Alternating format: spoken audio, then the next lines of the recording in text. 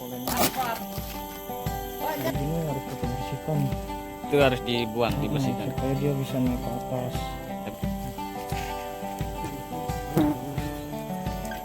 Kalau di sini bipolenya dimanfaatkan.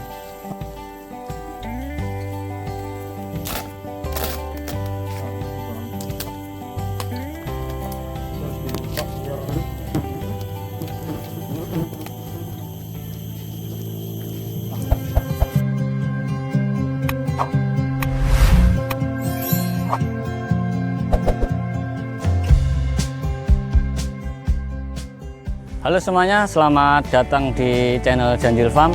Terima kasih sudah setia bersama video maupun di channel Janjil Farm.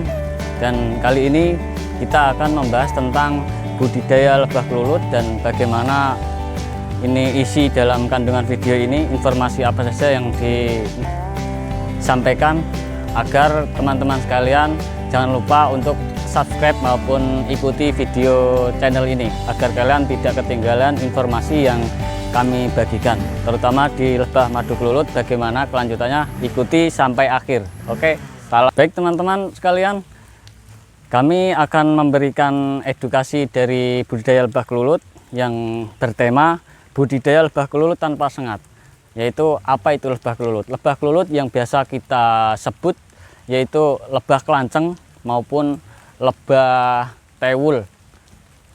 Lebah yang tanpa sengat ini sangat bermanfaat bagi kaum manusia, yang bisa dimanfaatkan dari segala manfaatnya, bisa untuk memberikan daya tahan tubuh maupun memberikan kesehatan bagi tubuh manusia.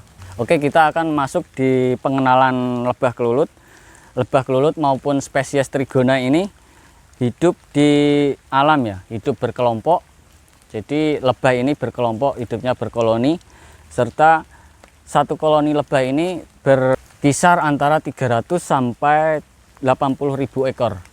Kemudian lebah kelulut banyak dibudidaya oleh masyarakat untuk dimanfaatkan dari segi faktor ekonomi, yang dimanfaatkan dengan dipanen madunya, serta banyak yang dibudidaya lebah madu ini, lebah kelulut ini, untuk membantu proses pembungaan dari tanaman buah-buahan seperti mangga maupun rambutan, durian, dan buah-buahan lainnya.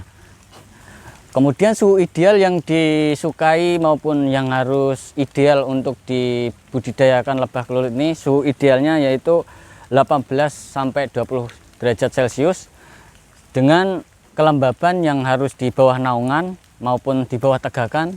Di sini kita memakai pohon, ya teman-teman, dan kalian jika tidak ada pohon maupun hutan buatan, kalian bisa memakai dengan paranet.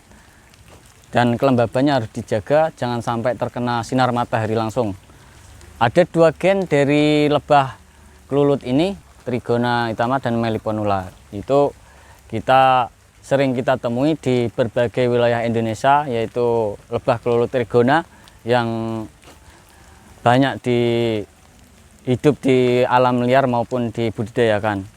Dan lebah kelulut ini sangat mudah untuk dibudidayakan, teman-teman, karena faktor cuaca di Indonesia yang cenderung iklim tropis. Lebah kelulut ini berukuran 4 sampai 5 mm, ya teman-teman. Lebah ini sangat kecil, yaitu sekitar lalat ukurannya, hampir sebesar lalat tapi agak besar lalat. Dan lebah ini sangat bermanfaat bagi manusia untuk dimanfaatkan untuk menghasilkan madu maupun pembungaan tanaman. Struktur dari koloni lebah yaitu ada beberapa macam, ada telur, serta ada propolisnya, ada kantung madunya, serta ada kantung bipolenya. Dan masing-masing itu ada bagian manfaat tersendiri, ya teman-teman. Untuk bagian bipolenya itu digunakan untuk si lebah tersebut untuk dijadikan bahan pakan dari koloni lebah tersebut, serta ini lebah tersebut juga menghasilkan madu yang mana bisa dimanfaatkan oleh masyarakat maupun ini orang yang ingin memanfaatkan dari hasil budidaya lebah kelulut ini. Kemudian ada propolisnya yang bisa dimanfaatkan juga dari segi ekonomi. Ada yang bisa dikelola dari madu lebah kelulut tersebut, dari hasil propolisnya dirubah jadi ini sabun ya teman-teman. Ada yang berbagai macam produk dari propolis, ada sabun, serta ini bipolenya pun bisa dimanfaatkan untuk dari segi bidang kesehatan pula, untuk pembuatan produk kecantikan juga bisa. Silahkan kalian searching juga ini informasi tentang produk-produk yang dihasilkan oleh lebah, itu manfaatnya sangat banyak. Dan ini saya jelaskan dari pengalaman yang saya jalankan di sini, serta ini koloni-koloni yang ada di sini saya hanya menjelaskan sepemahaman saya.